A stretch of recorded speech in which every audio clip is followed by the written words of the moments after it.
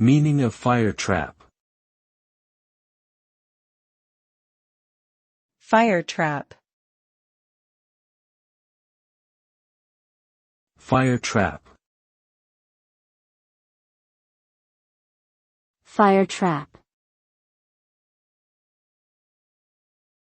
Fire trap.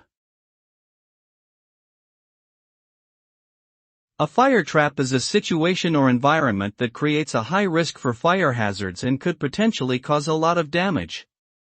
It refers to a location where there are insufficient fire safety measures in place, such as inadequate fire extinguishers, lack of smoke detectors or sprinklers, and improper building materials and layouts.